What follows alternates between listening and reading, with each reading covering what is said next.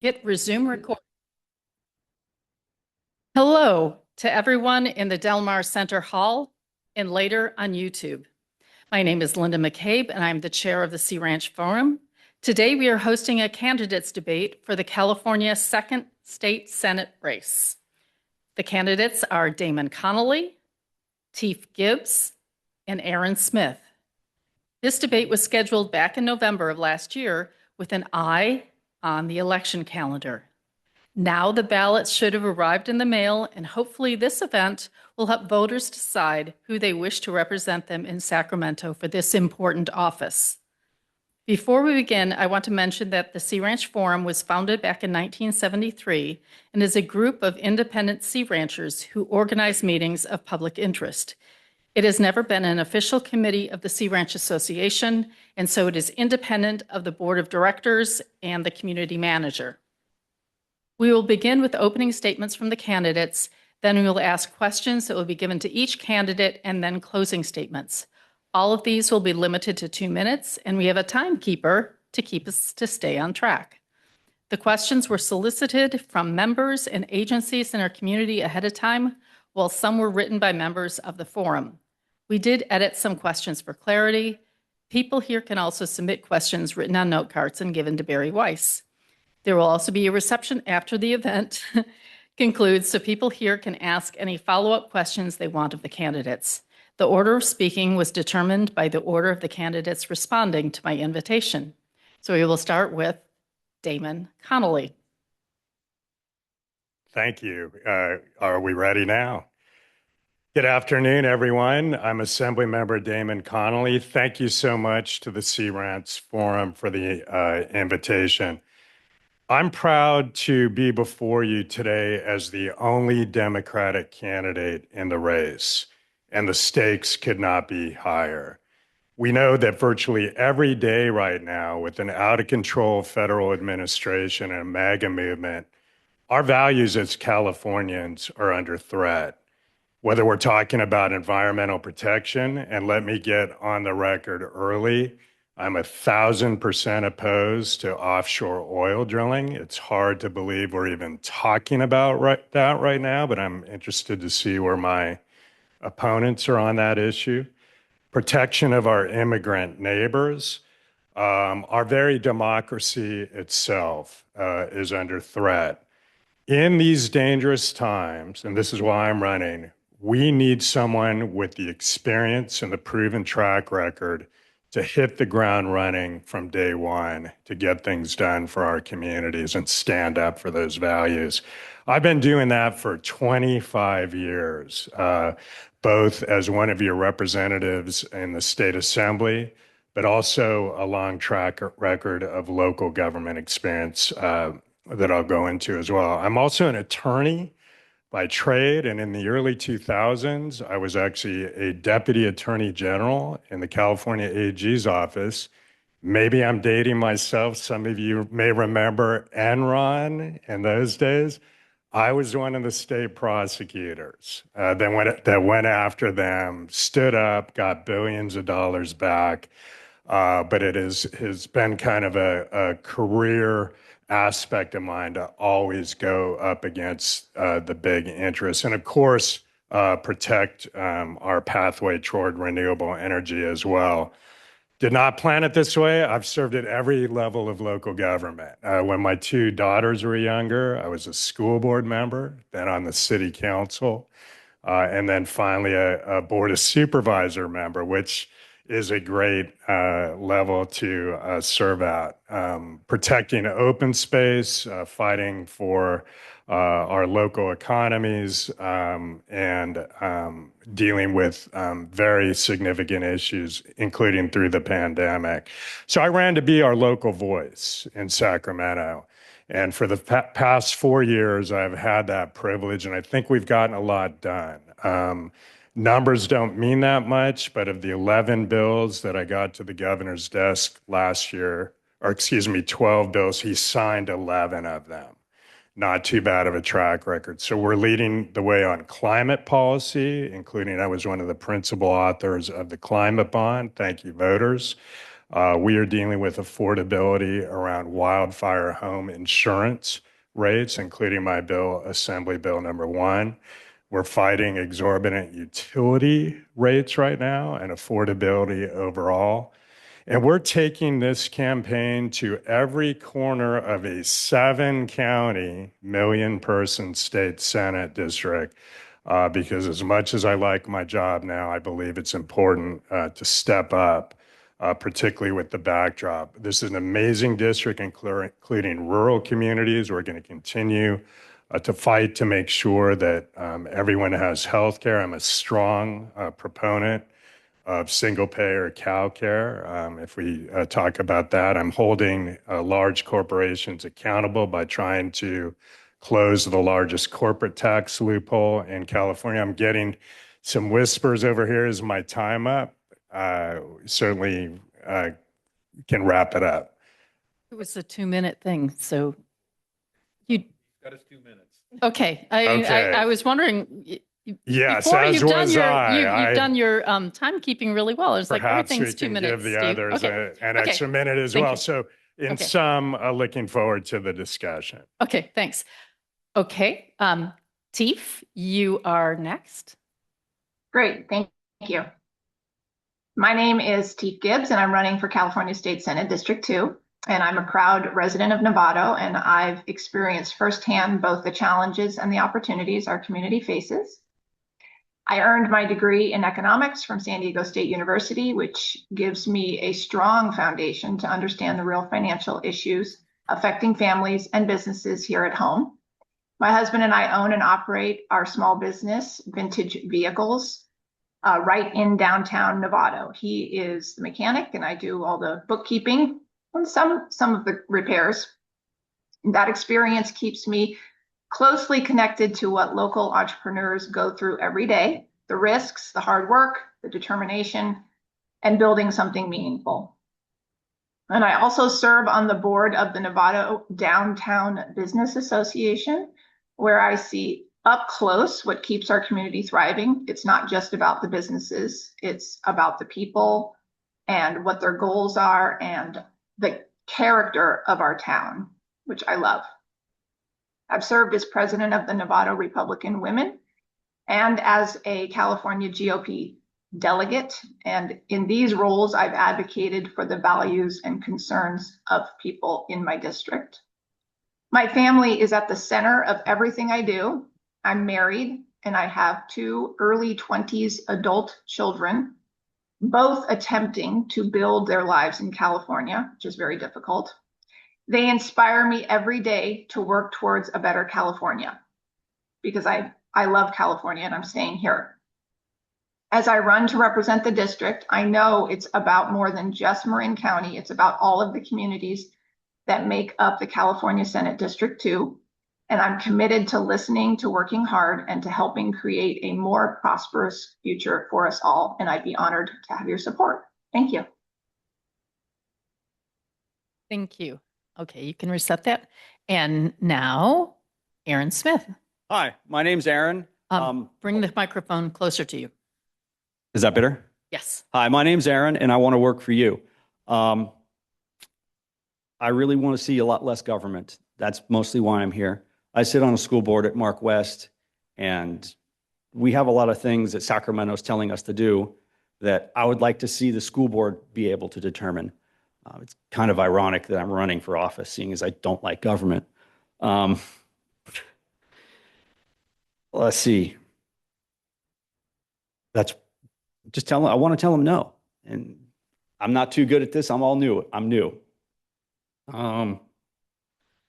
Let's see. One of the things that's occurred to me is we have a natural geography that would allow us to be basically the gateway for trade to the entire Pacific Ocean, and we're not using it. I mean, we've got ports as far as Modesto, we've got Oakland, we've got Long Beach, and I don't see us taking advantage of the trade that we could and growing our economy as we could.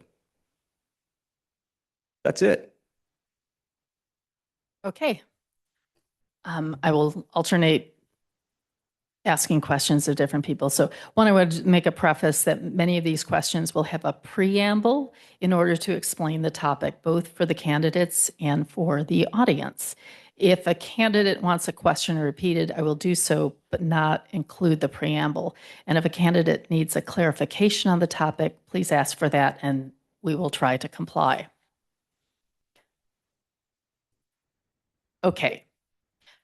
First question, and this was posed by Bonnie Plakos, Assistant Chief of the North Sonoma County Fire Protection District. And this question goes to you first, Tief.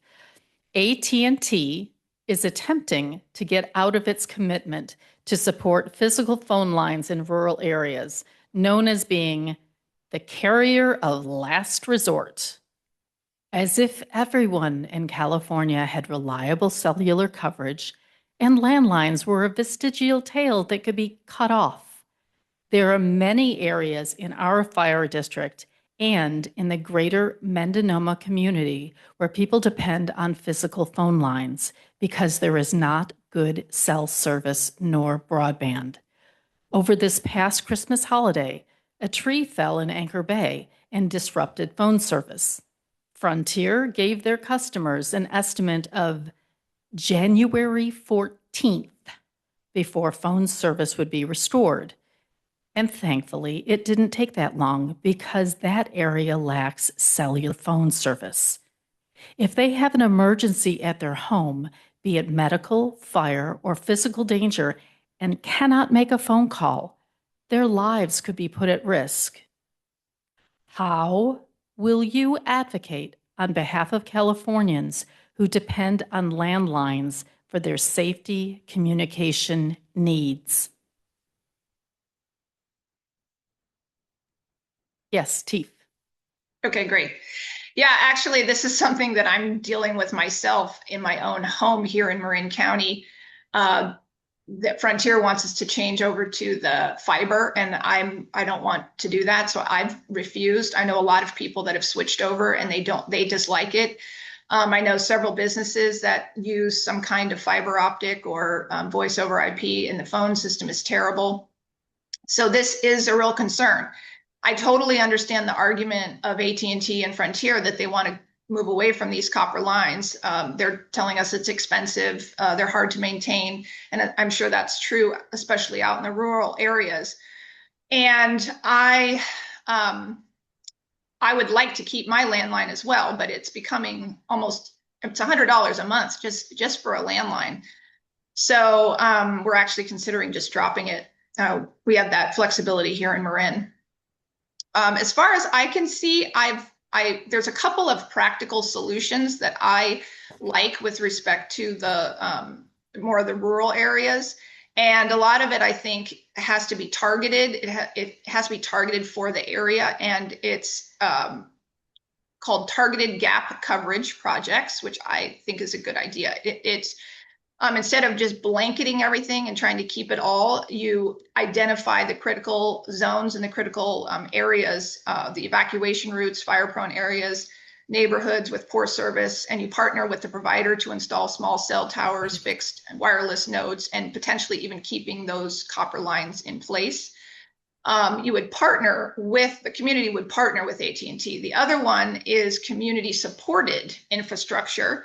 And that's also where you actually give AT&T the ability to make those repairs and keep the lines in place, or Frontier, I guess, by giving them a specific dollar amount. So you would partner with them monetarily. So those are two really, I guess, practical solutions that I would look at as a legislator. Thank you, Tief. Aaron, how would you advocate on behalf of Californians who depend on landlines for their safety communication needs? Okay, well, I did a little bit of digging on this. It looks like AT&T is going to be losing their case. The core definition for the carrier of last resort, it's already state law, and from what I read from the brief, it looks like it's going to be kicked out. To prevent that type of thing from happening, we might want to make this their ability to get out, take it away from the Public Utilities Commission and actually put it into law, so it's not a rule, but a law, then they'd have a hard time getting away. Let's see. There's no other company stepping up to build new infrastructure in areas like this and low density areas. And so there's no way that anybody is going to take the job over from AT&T. Let's see. I'd have to work with a lot of other rural legislators to get this pushed through. And a lot of California is rural. I mean, there's just a few narrow corridors that are high density. I mean, along the coast, 101 and 80 in Sacramento and down in Southern California. Most of California is empty. So I'd be able to get a lot of people to help out with this. Thank you. Damon, how will you advocate on behalf of Californians who depend on landlines for their safety communication needs? Yeah, no, I appreciated this question and completely agree with kind of the preamble. I represent a lot of rural communities now, as well as underserved communities who rely on the carrier of last resort for emergency situations. So I think, again, what distinguishes me in this race is it's an issue I'm actually working on now. And one of the things I do as part of my job is support good legislation or oppose bad legislation. So there was a bill last year to actually do away with carrier of last resort. In other words, take the position of AT&T. I was one of a few legislators who voted against that and strongly advocated for a different solution. Another part of my job, though, and this is something I will embrace if I have the privilege of representing you all, is to also advocate on your behalf with regulatory agencies and also other key players like the utilities. So I've done that, done both in this case as well, serving as a strong advocate, again, for those communities who absolutely need that carrier of last resort. It's generally seniors. From what we've seen, and as we mentioned, rural communities and also traditionally underserved communities. So we're going to continue to fight it. As Aaron alluded to, there's also some legal implications going on as well. So that's an issue I'll continue to stay on top of. Thank you. Our next question was submitted by Micheline White, Executive Director of the Mendonoma Health Alliance. The residents of the Mendonoma Coast live in a remote area that can be a 2-hour ambulance drive away from the nearest hospital. It is appropriately called frontier medicine. I'm sorry, this question goes to you first, Aaron. Mendonoma Health Alliance operates a licensed mobile health clinic that delivers primary care services directly to residents in some of the most isolated areas of their service region. Communities where transportation barriers, workforce shortages, and distance from brick and mortar facilities make traditional care models insufficient. In California, reimbursement policies often treat mobile units as extensions of fixed facilities, which is not the case in this one. This misalignment has created significant barriers to contracting, billing, and sustaining mobile services, even when the clinic is properly licensed and delivering essential care. As a state senator, what steps would you take to better align state licensing and reimbursement policies and establish a clear, sustainable pathway for standalone mobile clinics to deliver and be paid for care in rural and underserved communities?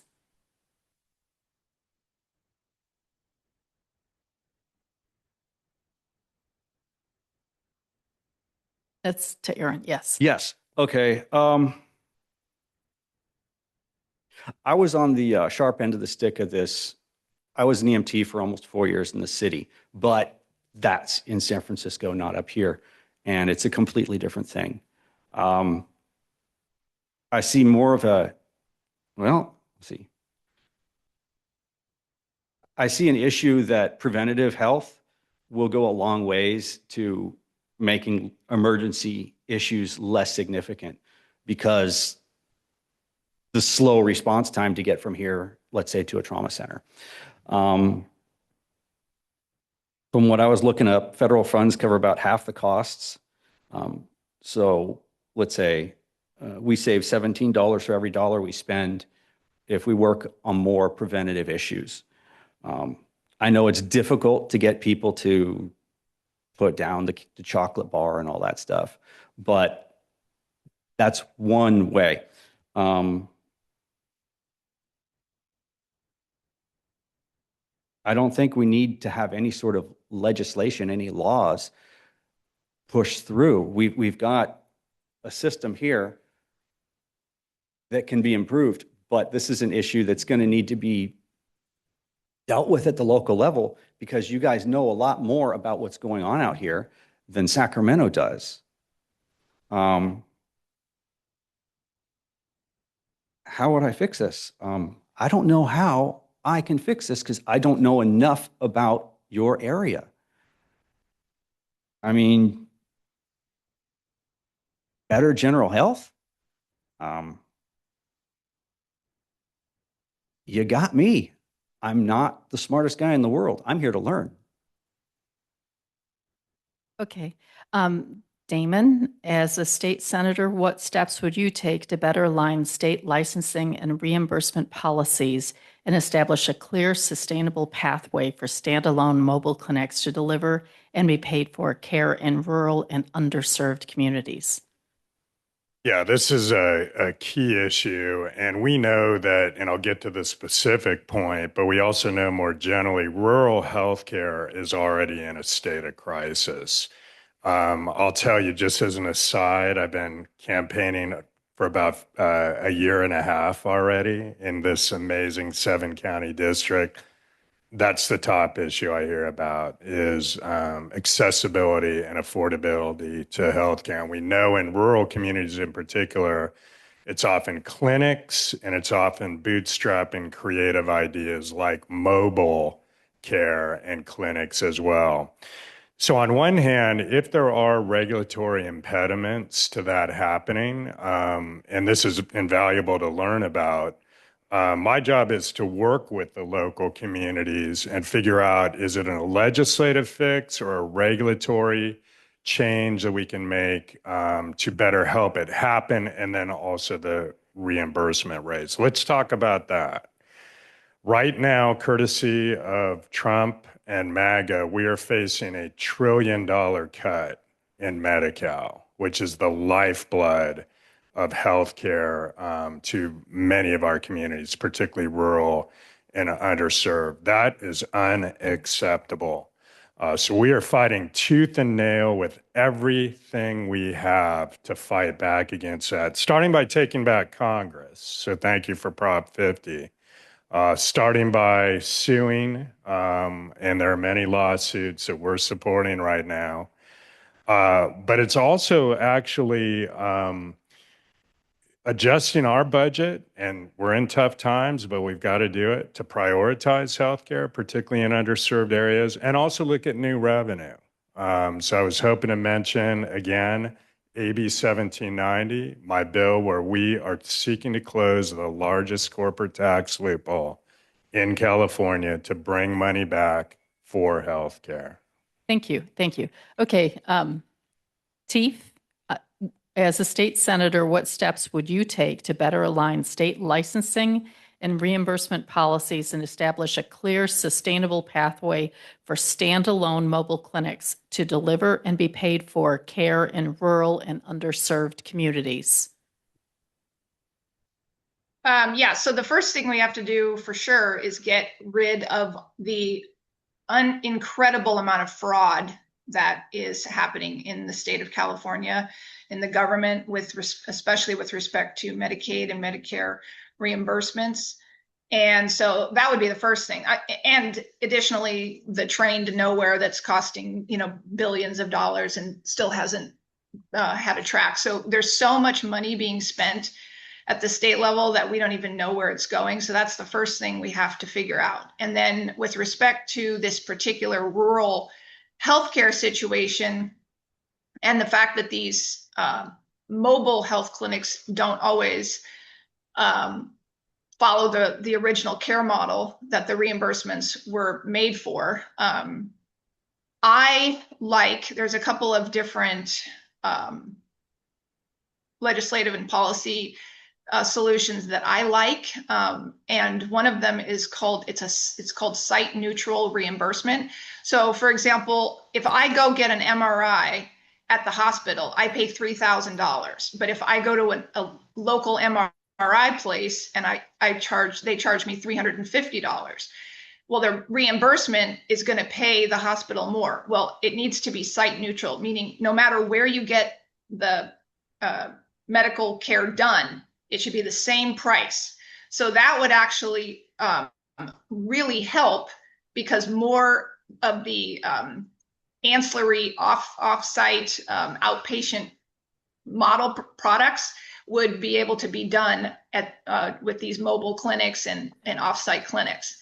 I also think if you're a rural provider, you should get more money, because there's a lot more driving and time and involved in going to see the patients. And then you can also have mobile clinic supplements. Okay, that's my timer. Okay, thank you. Okay, Damon, this is a follow-up to what you were saying. Yeah. Public Citizen recently published a report on the financial insecurity of our hospitals due to the passage of the One Big Beautiful Bill last summer that dramatically cut federal financial support of Medicare and Medicaid. The report found that nationwide there are over 400 hospitals that are at risk of closing due to those changed finances. In California, there are over 80 hospitals on their report at risk of closing, including Adventist Health, Mendocino Coast and Fort Bragg, Healdsburg Hospital, Santa Rosa Memorial Hospital, and Petaluma Valley Hospital. It also includes such large medical institutions as UC Davis Medical Center, Alta Bates Medical Center in Berkeley, UCSF, and San Francisco General. Our local medical clinic, Redwood Coast Medical Services, will also be hit hard financially since they depend on Medicare and Medicaid funding. If these medical facilities close, it will have devastating impacts on the health of millions of patients statewide, and it will devastate local economies by throwing many healthcare workers out of work. How do you plan on responding to the threat of closures of our medical facilities, which is important for the health and safety of our people? Completely agree. And we're responding right now. Again, as I mentioned, in my current job, and including in my district, many of the institutions you mentioned are now at risk. We have clinics and hospitals elsewhere literally closing or on the verge of closing. So what we have done right now is provide immediate bridge funding to a lot of these healthcare institutions that are at risk. So we recently did a $25 million special budget allocation to keep hospitals open that are literally in threat of imminent closure. And then we supplemented our ongoing hospital at-risk loan program by an additional $300 million. So as is often the case right now, as we see the federal government invariably in an unlawful and certainly cruel way, taking away resources that our residents rely on. By the way, this should be bipartisan. I mean, we have a target on our back because we're California. And I think everyone should get behind standing up for this state. So we're going to keep fighting back on the proposed cuts. We are going to look at raising new revenue, not on individuals, but on the largest corporations who are getting unprecedented tax breaks right now. I should say, not on the middle class, at least. And again, my vision, and I know it's shared by many, is that we ultimately move more toward a universal care for everyone under a single payer model. I was a principal co-author of the CalCare proposal again this session. Because ultimately, healthcare is a right. It's not a privilege. It should not be contingent on profits and the like. It should be available to everyone. Thank you, Damon. Tief, you're next. How would you plan on responding to the threat of closures of our medical facilities, which is important for the health and safety of our people? So I just want to be clear that there is no hospital in Sonoma County, I don't know about Mendocino, that is currently announcing closure due to Medicare or Medicaid cuts. What they do is they acknowledge financial strain. Also, the Medicare, Medicaid cuts their cut is not really the right word. You know, that's a misnomer. What it is a procedural issue, and they're just asking people to reapply. And that's actually a really good idea because it cuts off the fraud that if people are still on the books, they're getting money, they don't qualify, etc. State of California has a responsibility to manage the fraud, and they're not doing it. It's out of control. The only hospital that has cut services in Sonoma County is Providence Santa Rosa Memorial, and the only thing they cut was their pediatric unit.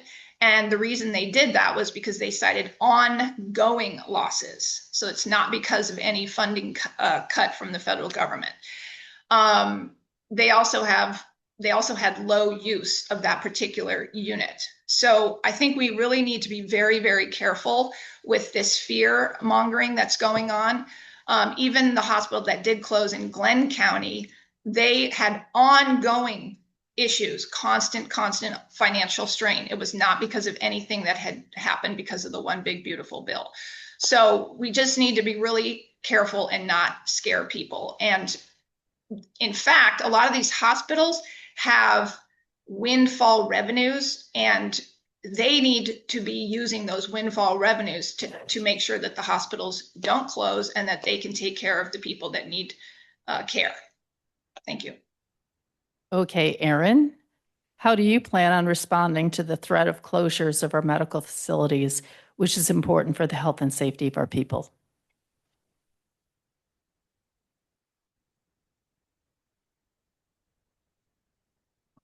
I'm not seeing these hospitals closing down very much. Where are they closing down? They're still open. They're still servicing. They're still emergency departments. I'm still seeing plenty of immediate care centers all over the place. As Tief mentioned, I see a lot of fear mongering, but I'm not seeing much beyond that. Yes, I'm seeing a lot of fraud. When I worked in EMS, I saw it all the time. And that's one thing that drove me out of that field was fraud. And that needs to be addressed first and foremost before anything else. Okay. Damon, you're next. Another hospital question. After the 1994 Northridge earthquake, the state of California enacted requirements for hospitals to update their structures to meet current seismic standards for public safety. However, rather than financially assist hospitals in performing this needed and expensive expenditure, it kept postponing the deadline over and over, similar to postponing an execution date of a condemned prisoner in the hope that they die of natural causes rather than by the hand of the state. Now, the current date for compliance with this requirement is 2030, not long from now. And if the law doesn't change, we might lose our hospitals in Fort Bragg and in Healdsburg. Small hospitals have a difficult enough time balancing their regular operating budgets and may not be able to fundraise enough from their local communities to afford multi-million-dollar capital improvement campaigns. These two hospitals are only one story tall and do not carry the same amount of risk of collapsing due to earthquakes as do multi-story buildings. Yet the requirement is the same for all hospitals, a one-size-fits-all approach that doesn't recognize differences between large hospitals in Los Angeles and small hospitals in rural counties. Tell us how you would work to make sure that more communities don't lose access to local health care because of this specific unfunded mandate by the state of California that happened before you took on the state. Okay. Thanks for noting that. And I guess without endorsing the gallows analogy, I do understand the premise of your question. And let me just start by saying, the requirement itself is important. It exists for a reason, and that is we do need to seismically upgrade our healthcare facilities, particularly in earthquake country. I'm sure everyone would agree. That having been said, not everyone is similarly situated to meet that mandate, at least on the same time frame. So I think the legislature is well aware of that. There have been efforts in some cases to extend the deadline. That has been sporadic, though. The other piece that I think I would fully get behind, again, recognizing the uniqueness of rural hospitals and some of the challenges going on, yet the importance too, is figuring out ways to provide financial assistance to enable those institutions to actually meet the mandate. So I think it's going to be a combination of things. Again, I would welcome the opportunity to both tour and learn more about what's happening here locally, more specifically. But again, it's not a new issue, and I think there is at least conversations around how to recognize that not everyone's similarly situated and what we need to do to get everyone to the laudable standard and necessary standard we need them to be at, ultimately. Yeah. Tief, tell us how you would work to make sure that more communities don't lose access to local health care because of this specific unfunded mandate by the state of California. Okay, so again, this is another situation where there's a lot of fear, and I think we need a reality check that no hospital along the 101 corridor is signaling that they're going to be closing because of this law. They are generally in compliance or already upgrading. And in Sonoma County, especially, hospitals are aware of these requirements and have been planning around them for years. For example, Sonoma Valley Hospital has already undertaken seismic retrofit and renovation work specifically to meet state earthquake safety standards. And it is important that hospitals plan for this and use their windfall revenues, which they do have as nonprofits. They do get windfall revenues. They need to be using those revenues for these upgrades. As far as the smaller ones and the one-stories, I would be fully invested in changing the law so that they are excluded from a lot of the more onerous regulations around the seismic retrofitting. So I would be very open to pushing the deadline out for that. And also, there's UCSF and Providence, which are bigger medical centers. They should be helping some of these smaller hospitals out because those hospitals are actually the support hospitals for their trauma units. Okay, Aaron, tell us how you would work to make sure that more communities don't lose access to local health care because of this specific unfunded mandate by the state of California. That was my first thought, was unfunded. That needs to be addressed. There was a 2019 study by the Rand Corporation that it would cost between 34 and 143 billion statewide. And I don't know what that would be in 2026 dollars. There's also an Assembly Bill 869 that'll supposedly give a 3-year extension for rural hospitals.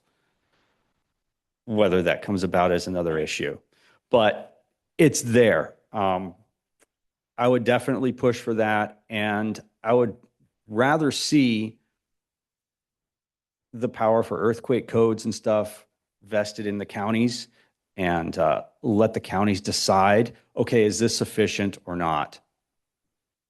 I don't like Sacramento telling us everything we have to do, especially if they're not going to pay for it.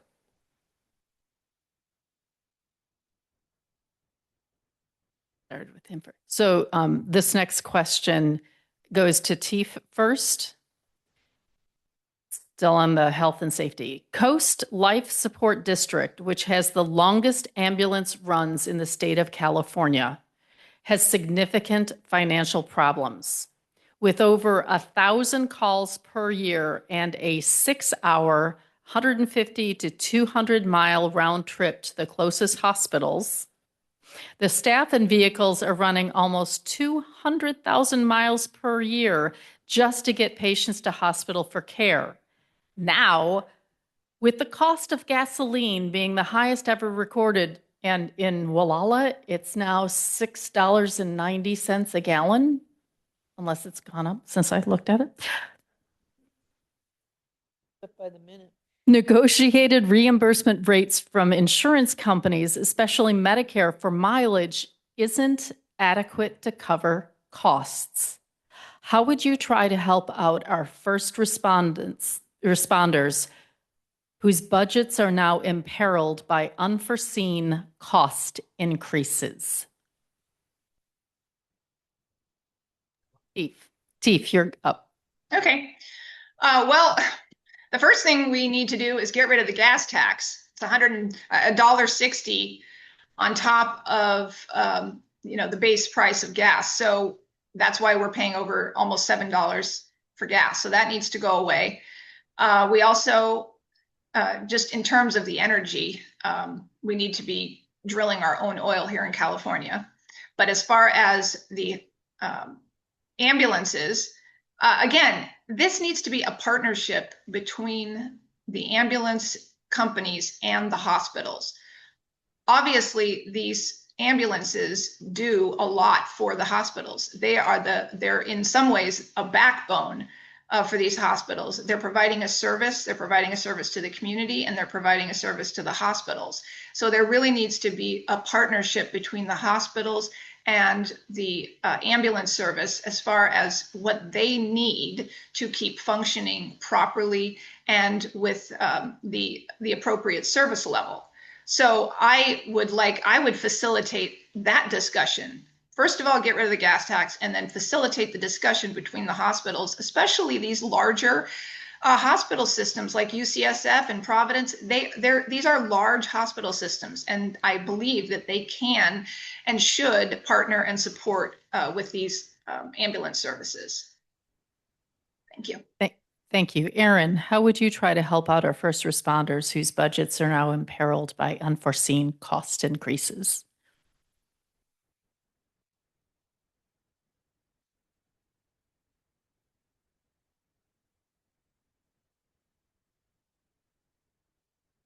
Well, they're limited by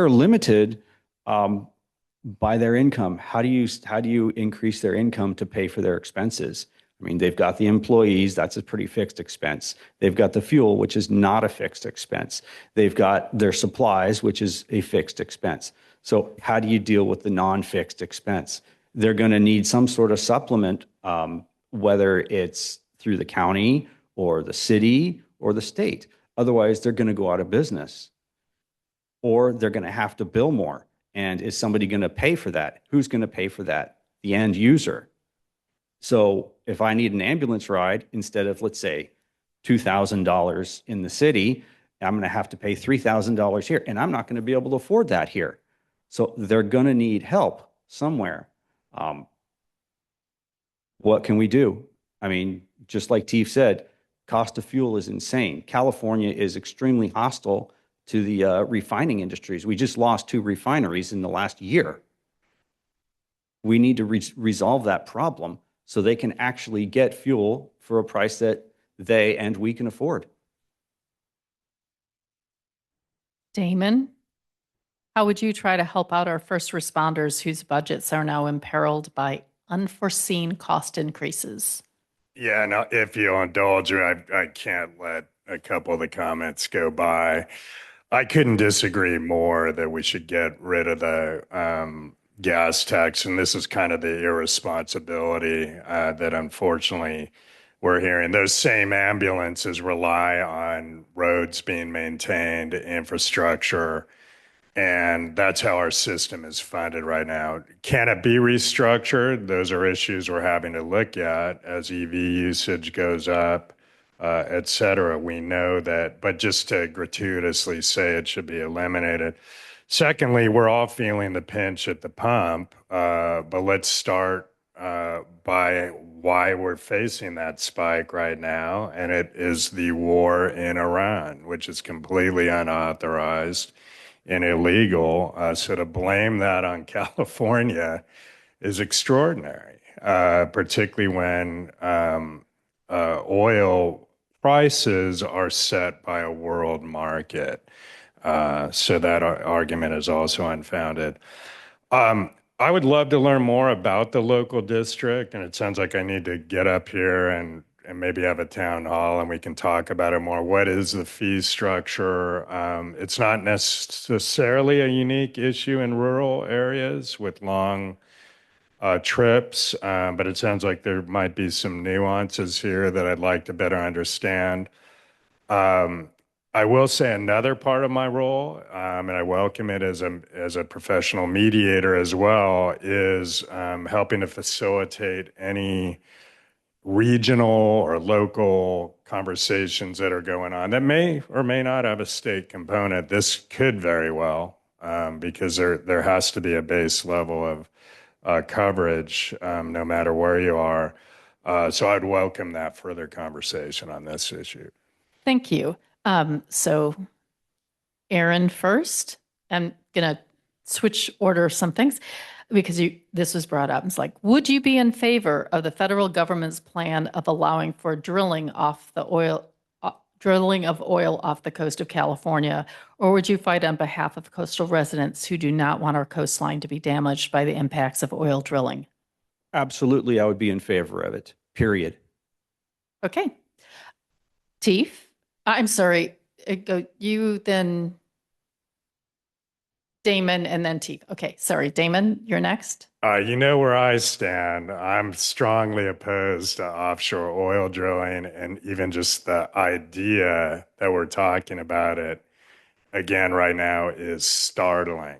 But again, every day we're seeing this kind of thing out of this federal government. Okay. So I've backed it up by attending no offshore oil drilling rallies in both Eureka and Sausalito. We're working with our federal counterparts. It's a priority now for our legislature to stop this.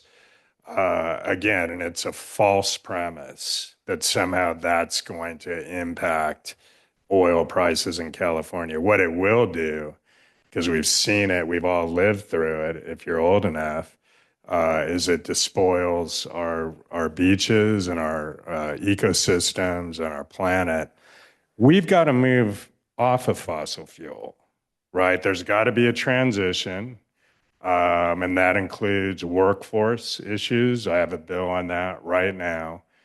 But our future, our cheaper future, our cleaner future is toward renewable energy. It's something I've worked on throughout my career since those Enron days, and as a local official. I was actually one of the founders of the first community choice aggregation program in California, Marin Clean Energy, which allows local communities to have more of a say on their energy future.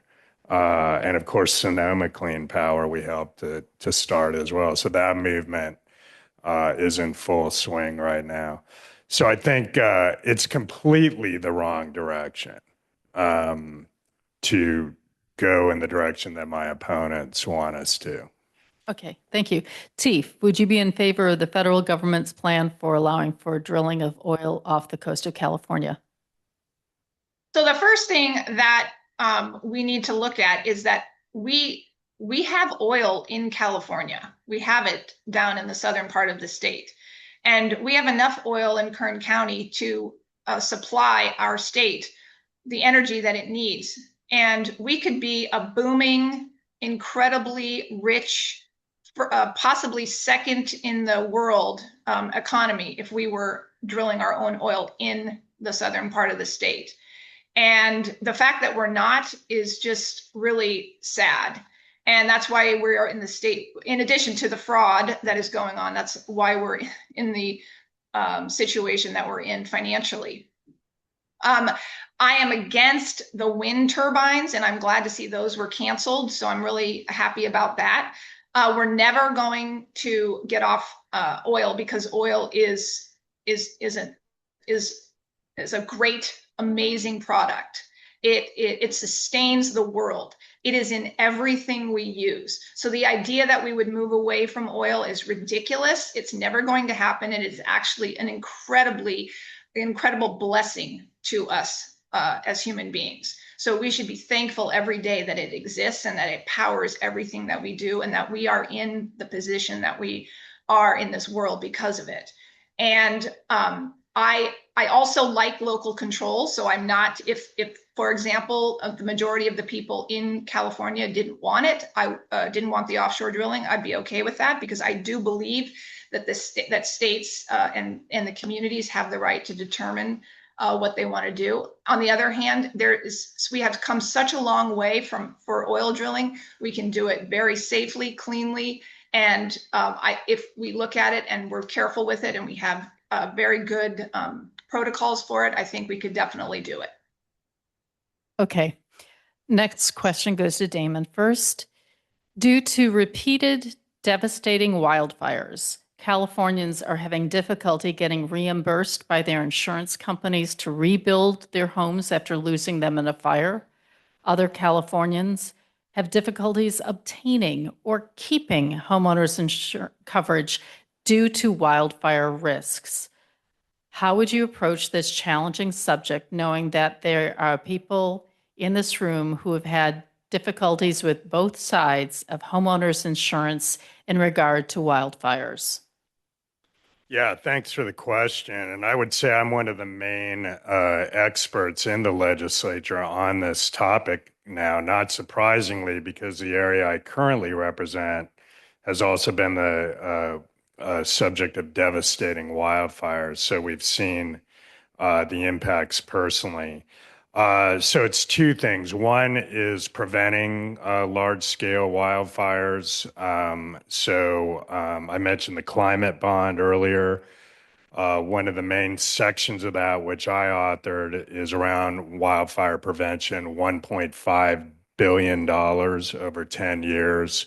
And the key now is to get that money back to our communities. That includes a huge push on home hardening. We know that wildfire prevention, in addition to maintaining healthy forests, managing vegetation, it's at the house level. What materials folks are using, how they're managing their own vegetation, joining local fire-wise communities, which I know this area is exemplary on doing. That ties into the insurance crisis. So my bill, Assembly Bill 1, which was groundbreaking last year, strengthens what's known as a Safer from Wildfires program. It says that if you are doing everything we're asking you to do around your own home, you should be getting discounts on your insurance coverage, and that should be meaningful. And it ties into a larger affordability push that we're making. And by God, you should not be losing your home insurance either. Am I right? So that's something we're going to go to the mat for. We have been working with the industry as well on some asks. They've requests around catastrophic modeling, inclusion of reinsurance in rates. But for me, what's in it for the consumer? That's what I'm pushing for. So we're going to keep that fight up. Thank you. Thank you. Tief, how would you approach this challenging subject of homeowners insurance and wildfires? Yeah, this is a disaster. I know people who can't get insurance and they live in cities and towns. This whole situation is a result of the disaster in Sacramento, the Democrats having supermajority, being in the state, the insurance commissioner. I mean, these people are just inept. It's a complete debacle. Every time I drive by up in Santa Rosa, the area that was burned so horrible, and I think there's one house or something like that. It's just so sad. It makes me so sad because all of this is just a result of really bad policy. And it's like an onion or a ball of rubber bands, and it's like you just keep taking it off, and like it's goop. And we've got to figure out, number one, we need water. We still don't have any additional water storage, even though we passed a bond, I think like at least 10 years ago. All the money's been spent, but nothing's been built. That's a disaster. So we need more water. We need more local reservoirs. We need to have the Department of Forestry do a better job of forest management. And as far as insurance, I mean, they're leaving the state because we cannot manage our forests. So I think we probably need to open up the market to out of state insurance agencies that would be willing to come in and maybe take a chance on some of our homeowners that are in desperate need, because even the state insurance system is failing.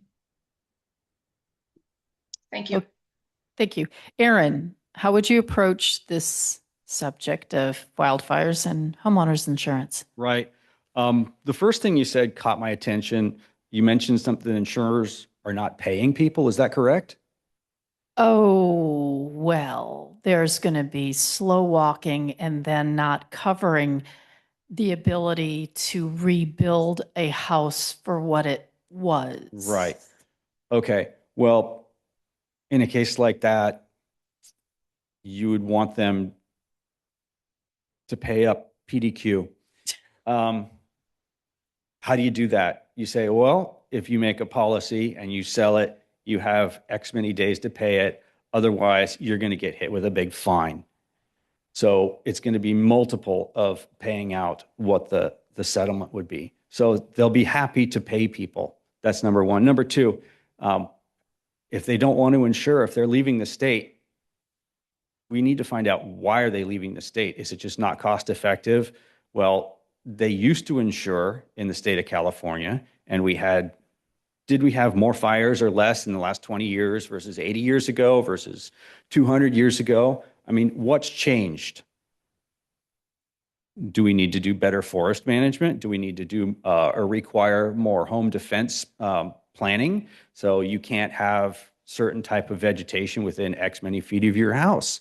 How about building codes? Are you allowed to build out of wood? Oh, well, how about instead you have to build with brick or something like that? But wait, we're in an earthquake zone. You can't build with brick. So this is tough, but I think we have to acknowledge that we live in a dangerous area when it comes to fire, and we have to adapt to it so we don't get burnt down. I think home defense and probably just better laws when it comes to the entire insurance industry. Okay, thank you. Tief, here's a question posed by Paul Plakos, who is a member of our local board of directors and serves as a captain on our local fire protection district. The Educational Revenue Augmentation Fund, ERAF, was created by the state legislature in 1992 to permanently shift funds from counties, cities, and special districts to ERAF. The state uses this fund to reduce their financial obligation to schools. The movement of funds from taxes originally allocated for fire district purposes is called the ERAF shift. The ERAF shift from the North Sonoma Coast Fire Protection District is approximately 46%, or $1.5 million annually. The next highest in Sonoma County is Timber Cove at 18%.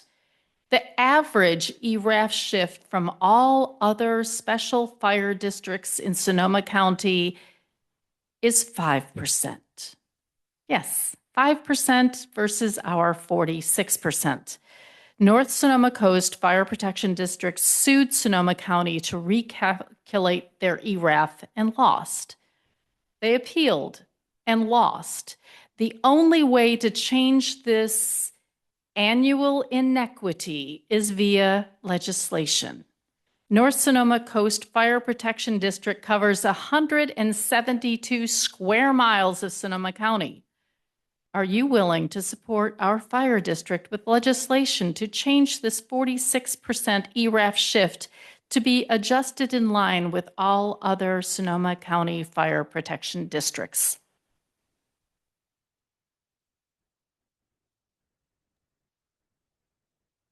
Yeah, I actually had to look this one up too, because I think we call it something different here in Marin. It's like the local funding model or something, how the schools get money. And in Nevada, where I am, we need state funding. So I think we're the only city in Marin that gets additional state funding.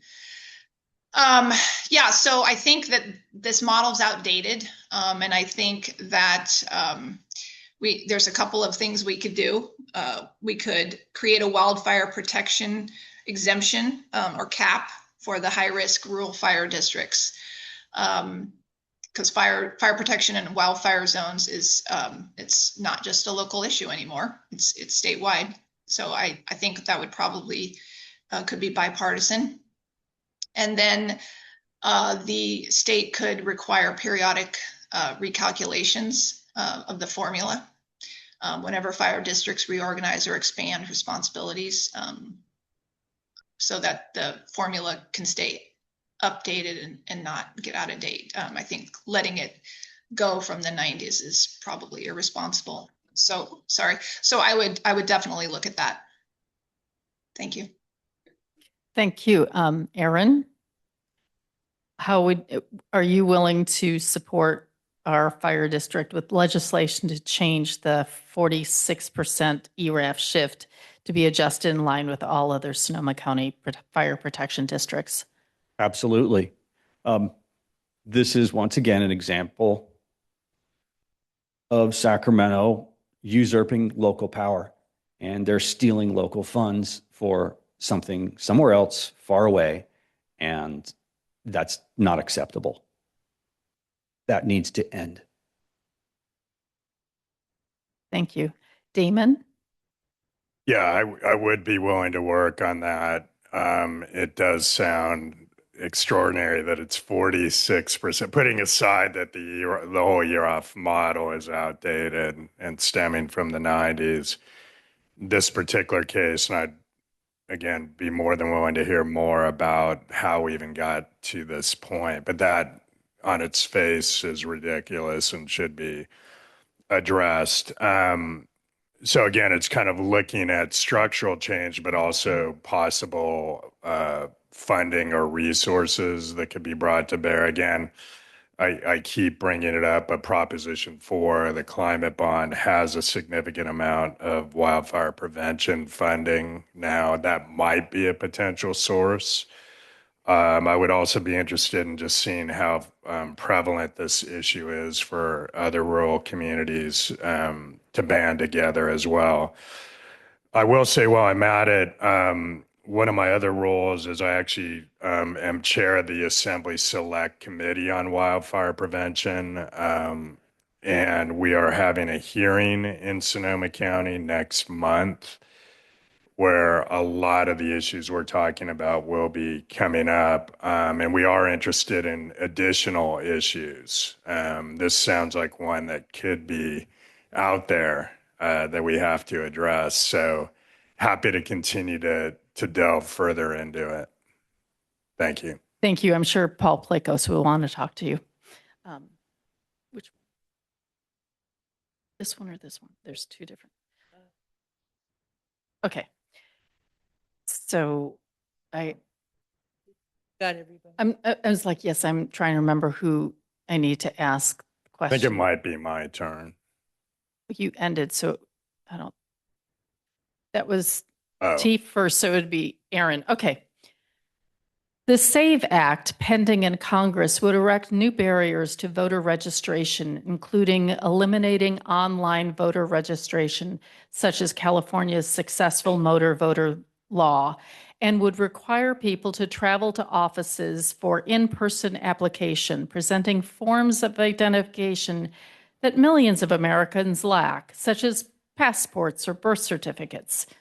These burdens would fall most heavily on rural areas where people would be compelled to drive long distances, and on low-income people who may not have or cannot afford passports, and on married women who changed their name after getting married and would have an additional task of presenting marriage certificates. What is your position on the SAVE Act, and would you support such ID requirements for California voters? I'm fully in support of it. And yes, I would require either a birth certificate or a passport when somebody goes to vote. And it must be in person, period. I do not want my vote being diluted by somebody that doesn't exist or 8,000 people at a fire hydrant that's an address. That's not acceptable.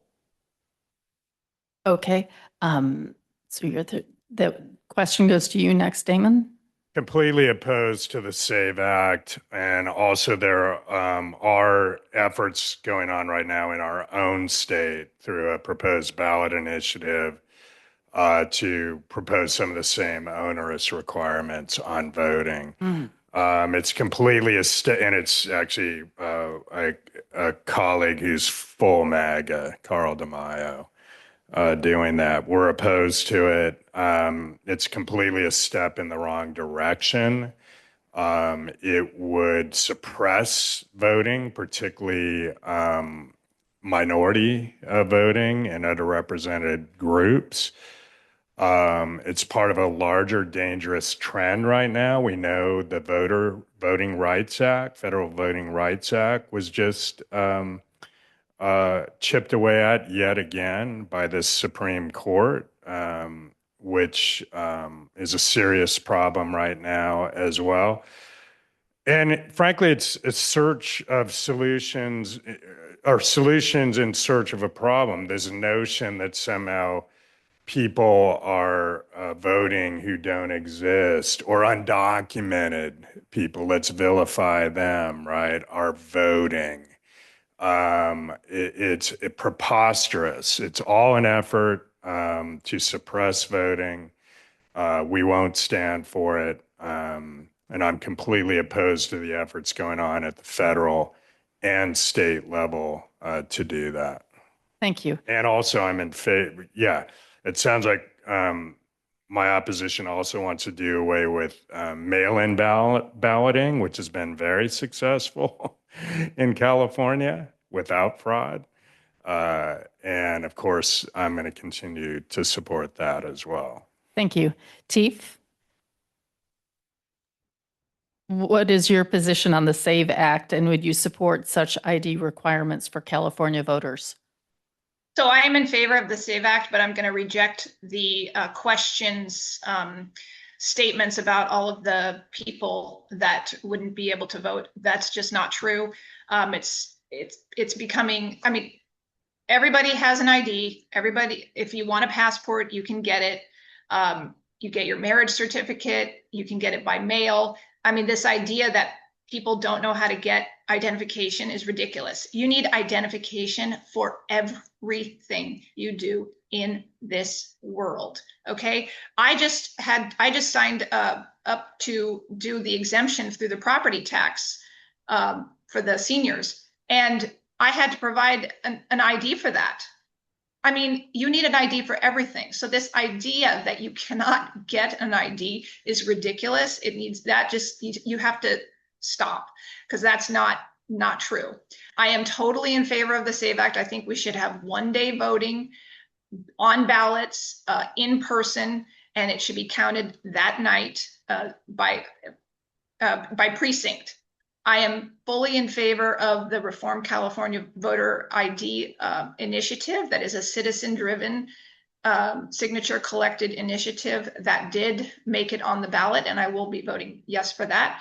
And it's a very common sense rule for voting, because you should have to show ID to vote. Thank you.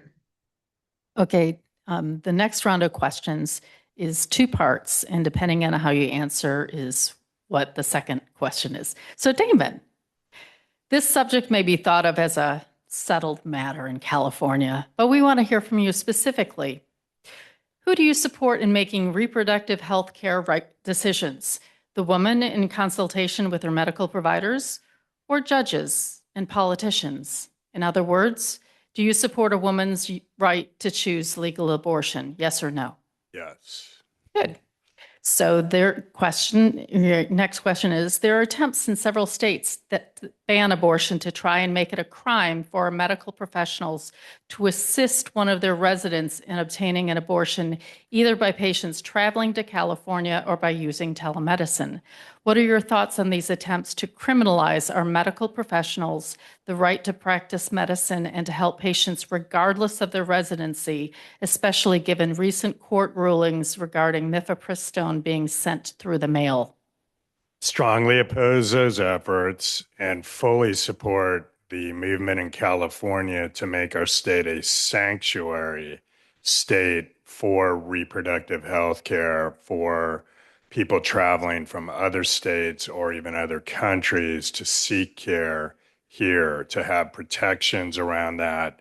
And those have actually now been codified through state law, including thank you to our voters, where it's now a constitutional right to seek this care. So again, this is code red right now. These rights that at one time I don't know if we took for granted, but thought they were going to be in place, now are imperiled. It's another reason why California is the resistance now. And we have to continue to stand up for the values we believe in and extend those values to even those who travel to our state for these services. There are actual cases now where some of these women, or the physicians more directly, are being threatened with prosecution from out of state. I just read today that Steve Hilton had wanted to extradite a doctor to another state.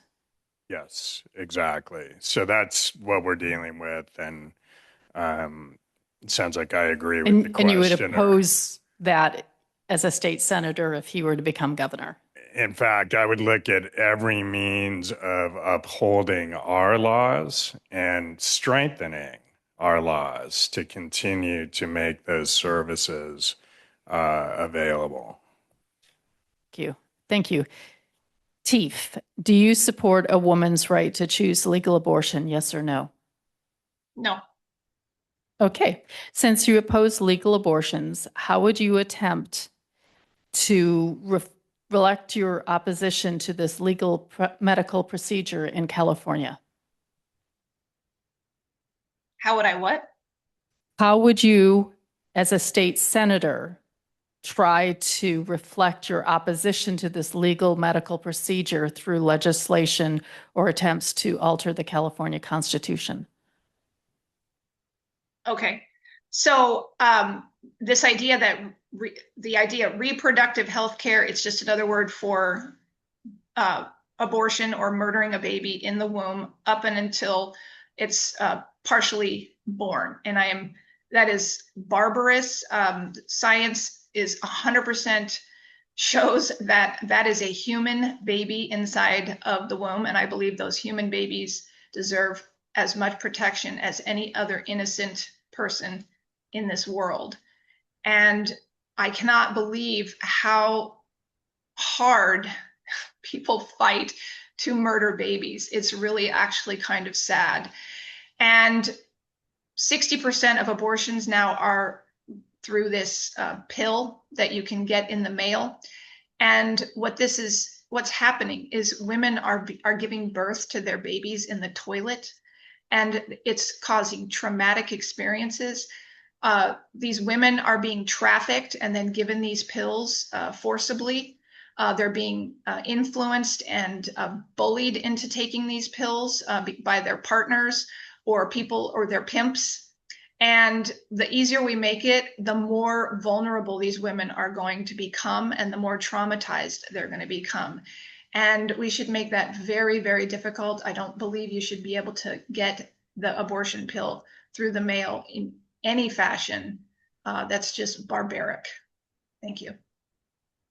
Aaron, do you support a woman's right to choose legal abortion? Yes or no? I don't support the right to choose murder. My wife, she miscarried, and that was horrible. And it's just wrong. If you want to do it, it's going to be on your shoulders, and you're going to have to answer for everything you do when you stand before the man. Okay, how would you attempt to pass any legislation that would go against the California Constitution to try to reflect your opposition to this legal medical procedure? There's no practical way that that could be done, not in today's climate. It just can't be done, not with the general attitude of the public thinking that it's okay to basically throw your child to Moloch.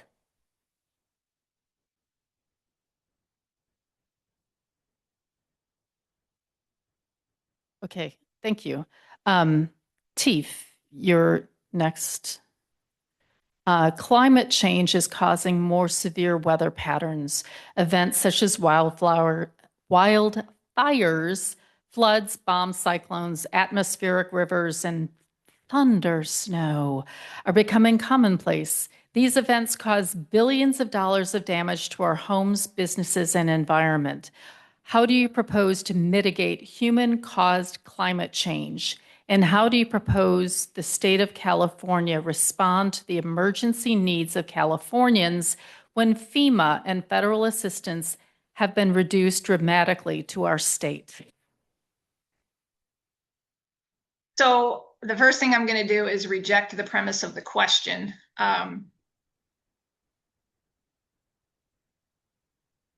The idea that humans are causing any major catastrophic climate change is not true, and it's continuously being disproved. In fact, I forget which organization it was, just recently came out and said all this catastrophic modeling is not even accurate. It's not true. And these names that they come up with, atmospheric river and all that stuff, it's just ways to scare people. And in fact, it's the opposite. Our catastrophes are actually lessened, and the amount of damage that's happening is actually less because we are learning to build based on prior catastrophes that have happened. So our technology's gotten incredibly good. And I believe that we should be responsible stewards of our earth, sustainability, common sense, and we have amazing natural resources that we should use and that we should protect and that we should be thankful for every day. So I also, this idea that, FEMA was a disaster in Tennessee, a disaster. So I think that they're still rebuilding in Tennessee, and a lot of the Amish are doing it actually. And so this idea that somehow FEMA is worse now, it's not true. And we have a lot to be thankful for. And California is amazing. And I think we just need to be responsible stewards of our earth. Thank you. Aaron? Yes. How do you propose the state of California respond to the emergency needs of Californians when FEMA and federal assistance have been reduced dramatically to our state? What emergency specifically? The wildfires in right. January 2025. Okay.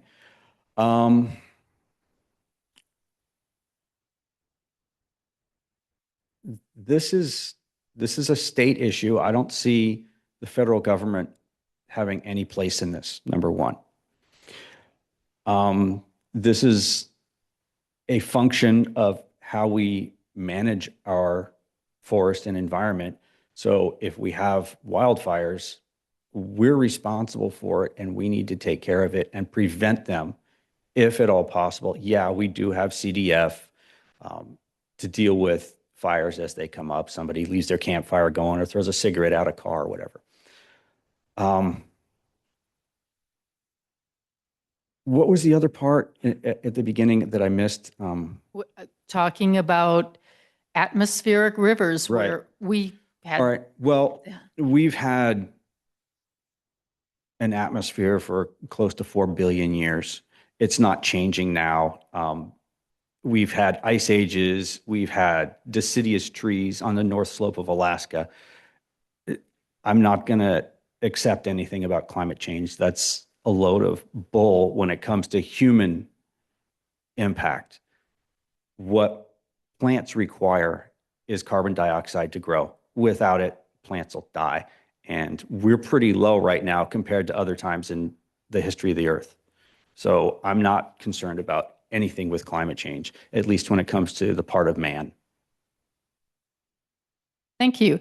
Damon, how do you propose the state of California respond to the emergency needs of Californians when FEMA and federal assistance have been reduced dramatically to our state?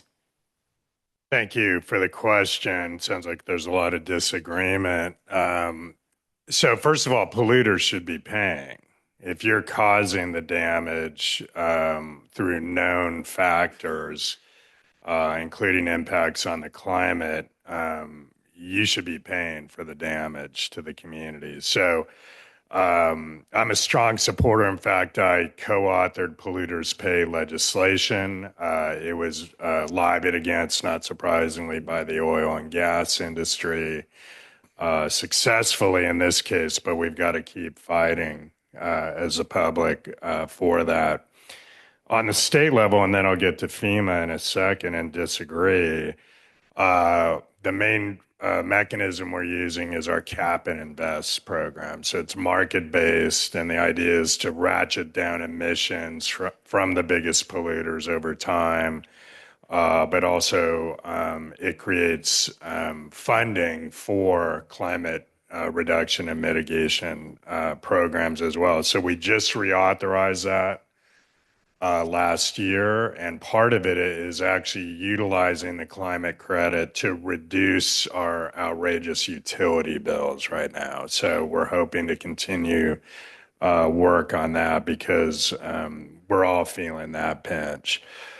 FEMA should have a large role in disasters. In fact, Californians, as we know, net pay about $80 billion a year and more in federal taxes than we receive back.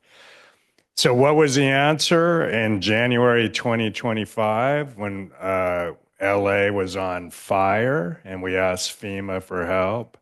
It was, sorry, you're out of luck. And in fact, to tie a number of the crazy notions we're hearing today together, a lot of disaster relief has been premised on things like you need to do voter ID before we're going to do it. That is outrageous. We've got to keep suing. We've got to take back Congress. We've got to do everything we can to get the federal money we are entitled to. Thank you, Damon. Yeah. Okay. Aaron, this question goes to you first. Someone here wants to know who you are voting for in the governor's race. I'm voting for the sheriff, Chad. Okay. Chad Bianco. Okay, Damon. I just endorsed Tom Steyer recently based on kind of policy alignment. Okay. Tief, who are you voting for in the governor's race? Chad Bianco. Got it. Okay. So the next question goes to Damon, and brought this up also from here. California, out of the 50 states, provides the most dollars to the federal government. What are you going to do to get our tax dollars back? At least some to support our healthcare and schools, because we are a donor state. We are, and we talked about healthcare, but if you look at education, the federal education department is on life support right now. And yes, let's even stipulate efforts to reform are always welcome, but this was basically just a gutting of it. And keep in mind, at the federal level, that's primarily where you get special education dollars and some other key programs that our local districts rely on. So I'm going to just quickly summarize everything we need to be doing to fight to get our own tax dollars back. One is to sue. How long has this administration been? A year and a half? Believe it or not, we've already filed over 100 lawsuits through our attorney general. That's extraordinary, and won most of them. And a reoccurring theme is often give us the money we're entitled to help with disasters and the like. Two is we have to take back Congress in the midterms. Our very democracy is at stake, let alone getting our fair share of tax dollars back. And third, again, we have to make sure that we're doing everything as a state to fill in the gaps in the meantime. Notwithstanding these cries of fraud. And we are, where there are legitimate cases of fraud, we are addressing those. The hospice care situation was a recent example of that. Some food benefit programs, and we are successfully getting money back from fraudsters from that. But the bottom line is, the federal government is not doing us right now. So we got to keep fighting it and have the right leaders in place. Thank you. Tief, what would you do to get some of our tax money back from the federal government, at least some to support our healthcare and schools? Well, I mean, it's kind of funny that's a funny question, considering that the state of California has some of the highest, I think, the second highest tax burden for its citizens in the country. And the fraud is out of control, and it's been out of control for a long time. You have a supermajority in Sacramento that just kicks the can down the road. I mean, the biggest one, the most out front one, is this train to nowhere, the slow train, that billions and billions of dollars have been spent on this train, and not one thing of track is down, and it just keeps going. It needs a silver bullet, and that would be the first thing that should be done. That should be ended. As far as, I also think suing the federal government is a waste of our tax dollars. They get shot down. They just got their one shot down recently because they tried to force the federal authorities to identify themselves and take off their masks, and that got shot down even by the Ninth Circuit.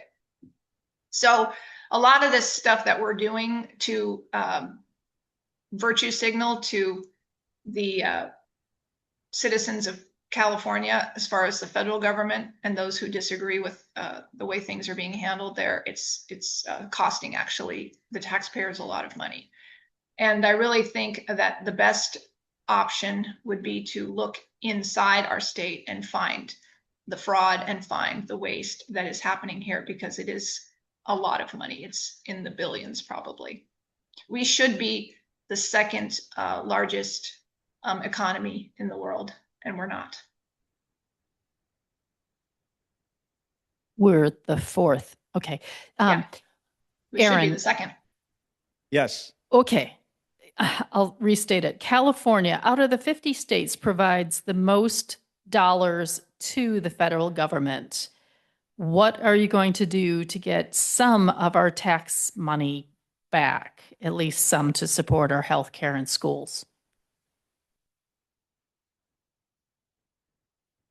The IRS is a giant black hole. What goes there disappears forever.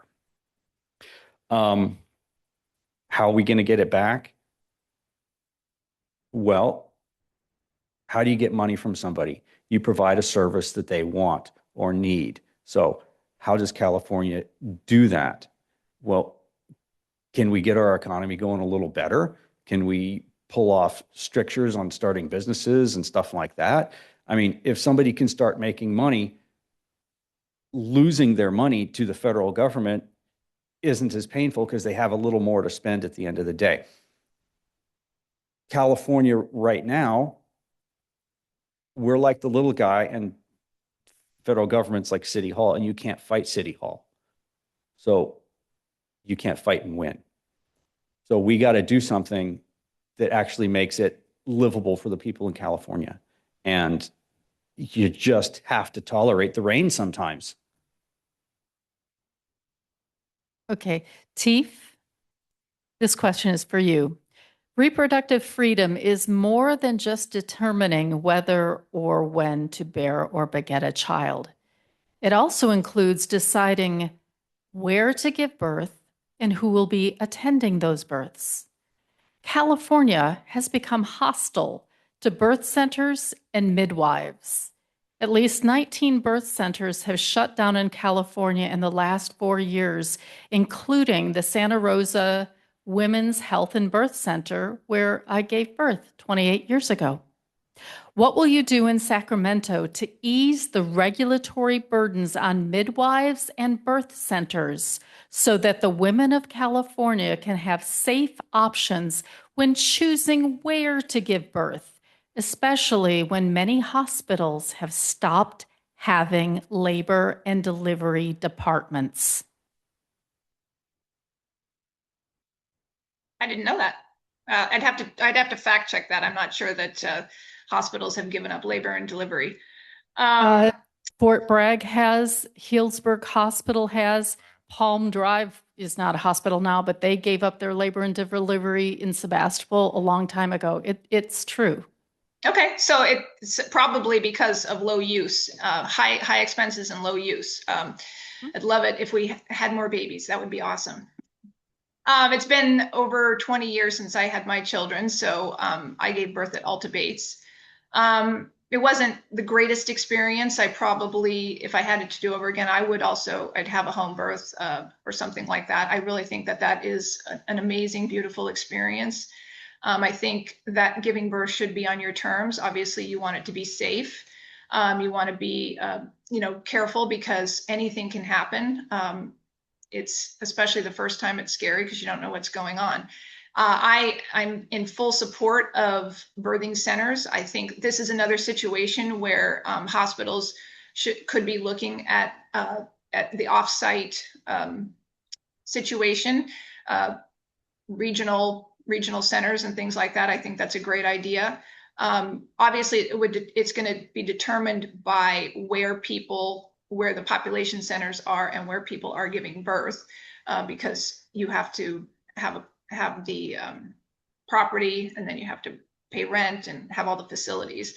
But I think that women should be in charge of how and where and when, well, not when, but how and where they give birth. And I would be in full support of anything, looking at all options for making that happen. I think it's a great idea.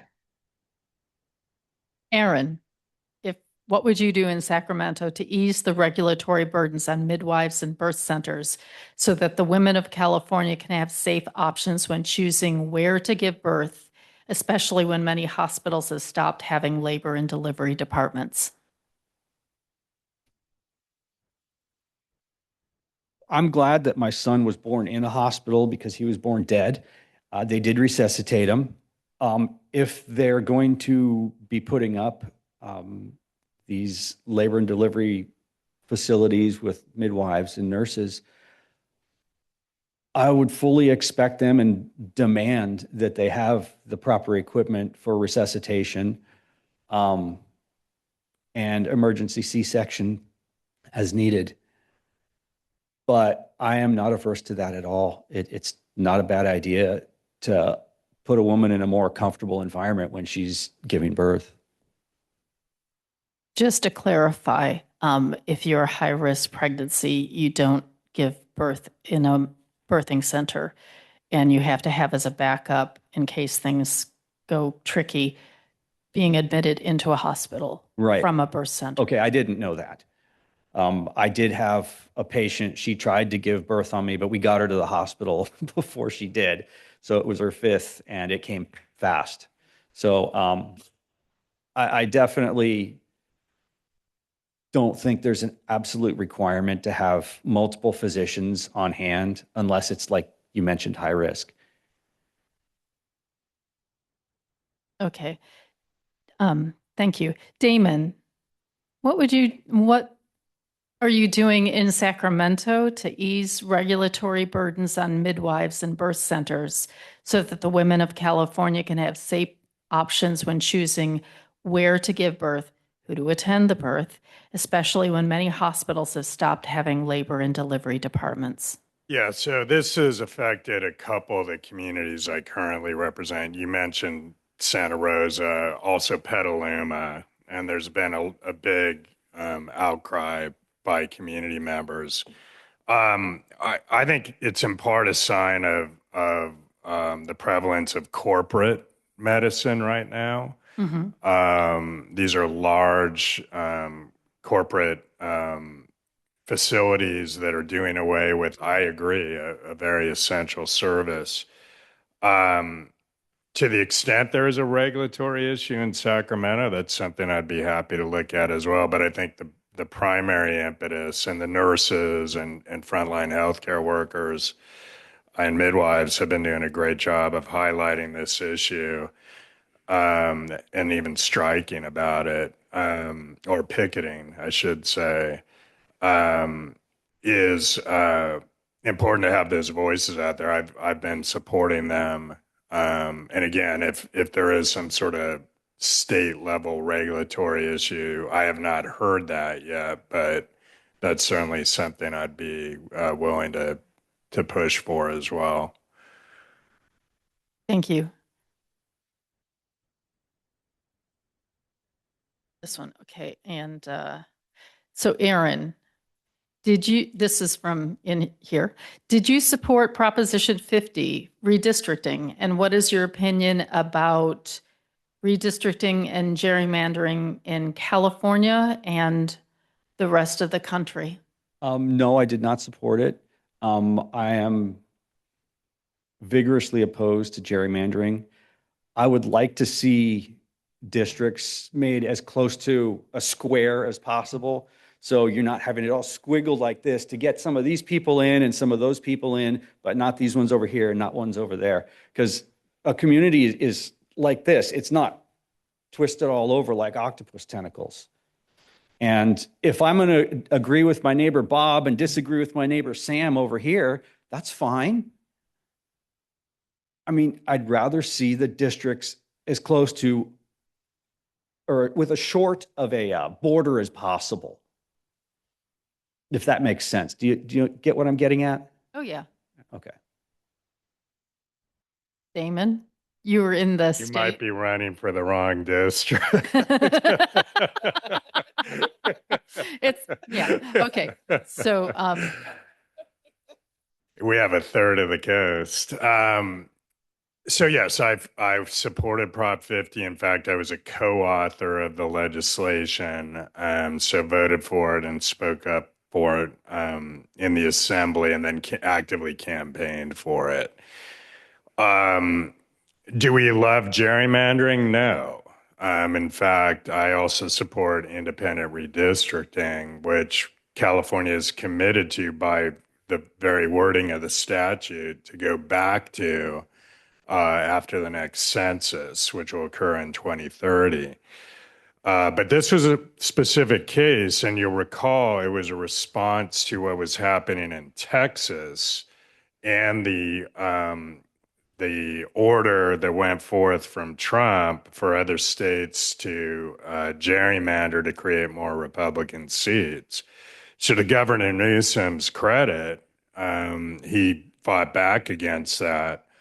And the support amongst the public was overwhelming. We were hearing that at the door because people got that, hey, not our favorite thing, but we got to fight fire with fire.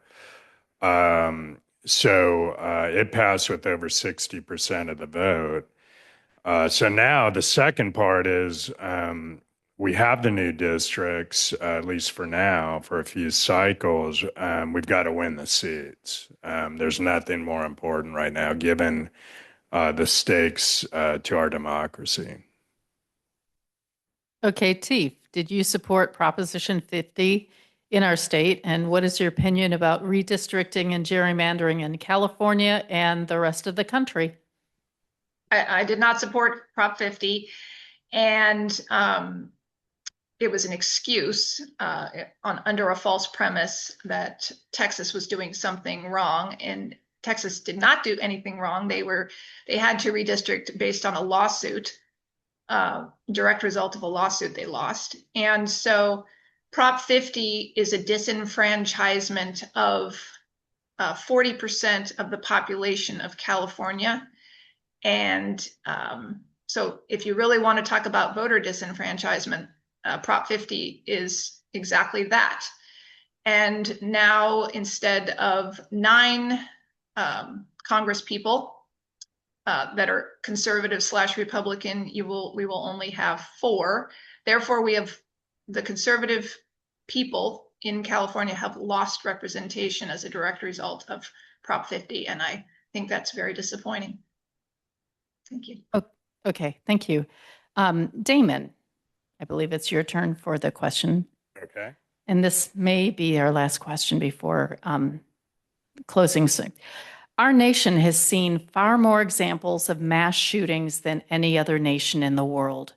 We have had massacres at schools, universities, churches, synagogues, mosques, shopping malls, movie theaters, concerts, bars, restaurants, and at political events, such as a town hall held by Congresswoman Gabby Giffords.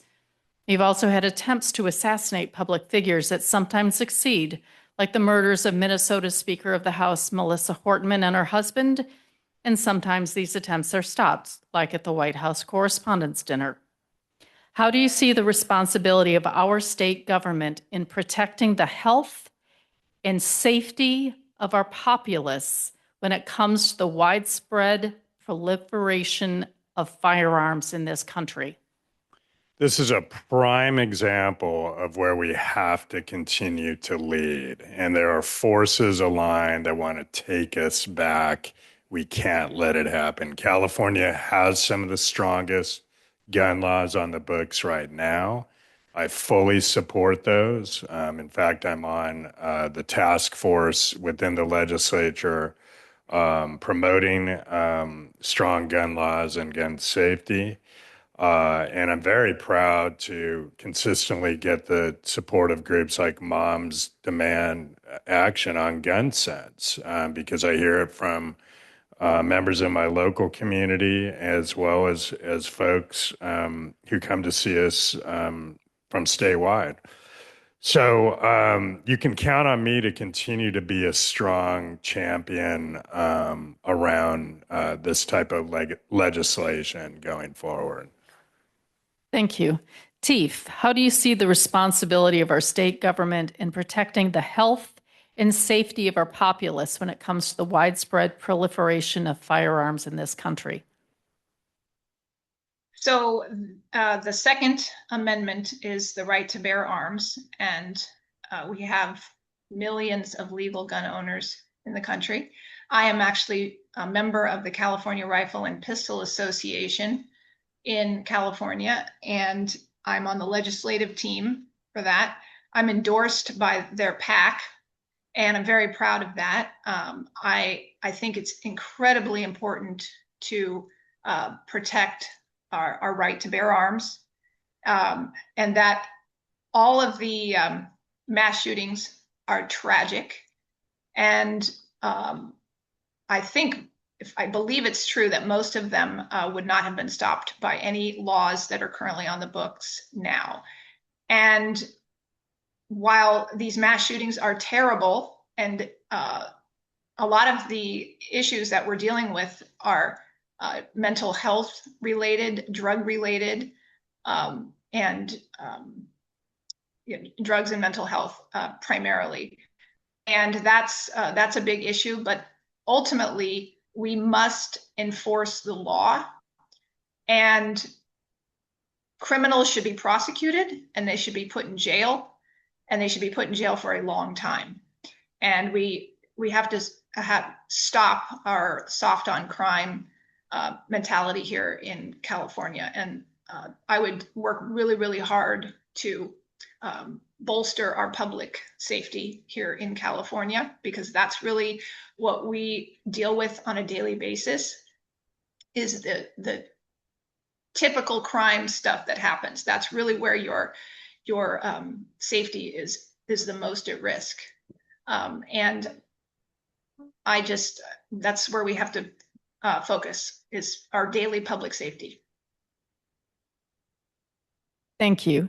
Aaron, how do you see the responsibility of our state government in protecting the health and safety of our populace when it comes to the widespread proliferation of firearms in this country? The availability of firearms is not the problem. The problem is the lack of application of severe penalties for murder. If somebody sees that, oh, I can do this and get away with it, somebody somewhere is going to, or I can do this and I'll get famous, they're going to do it somewhere. Number two, was the father available for comment? How many of these mass shooters have a dad in the home that teaches them emotional regulation and self-control and respect for other people? It's very uncommon for the dad to be present in the kid's life when the kid later on goes and kills somebody. That's a serious problem. And I think this ties back to teaching young men how to act in society. And we're not doing that. We're failing them. And this is a consequence of failure to raise young men. Thank you. Okay, now we are going to do our concluding for 2 minutes. So we'll start with Tief. Your closing statement, please.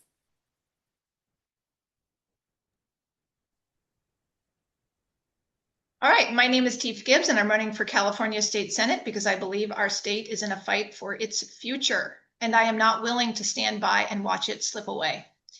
I am not a career politician. I'm a conservative who has stood up, spoken out, and taken the heat for when it wasn't easy, when it wasn't popular.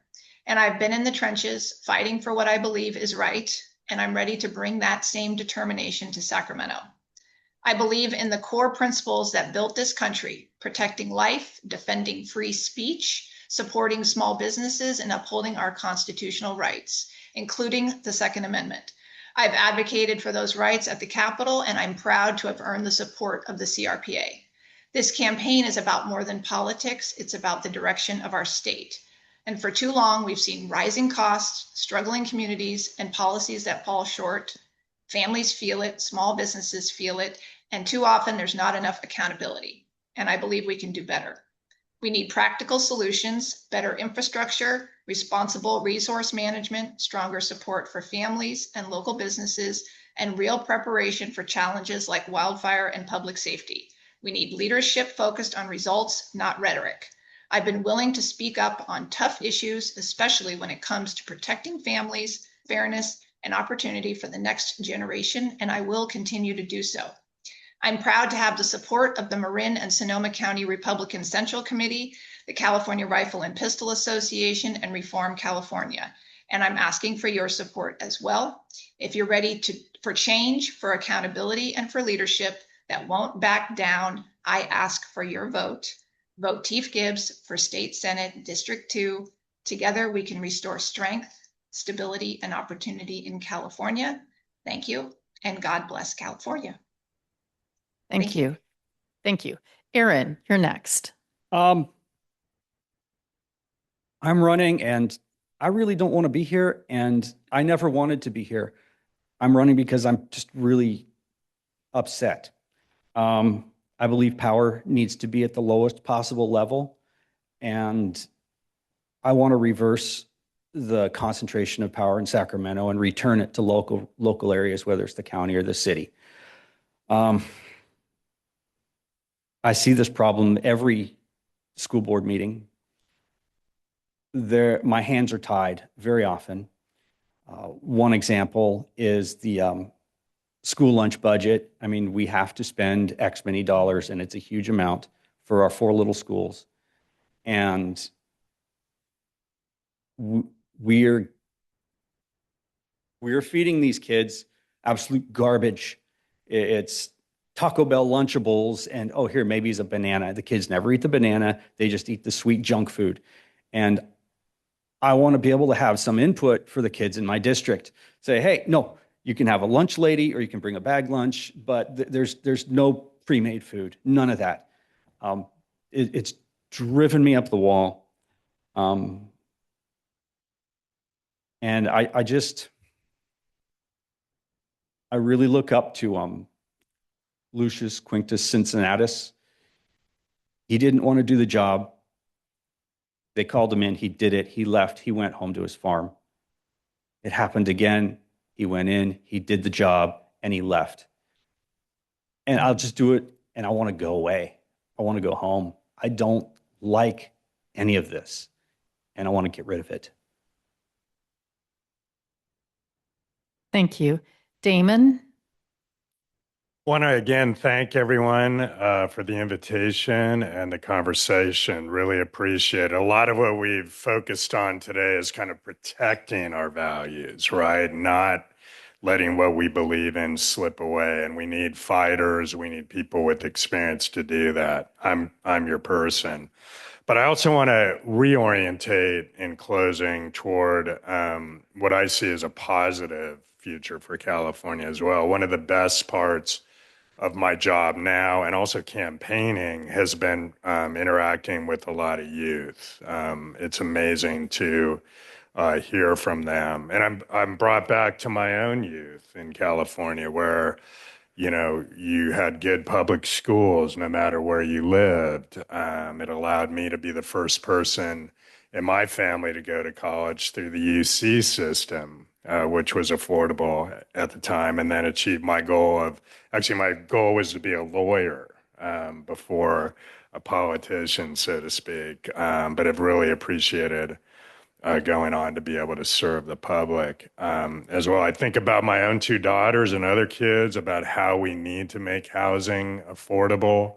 I have 2 young adult daughters living with me right now, so I get it firsthand. It's actually my wife, 2 daughters, and 3 female cats right now.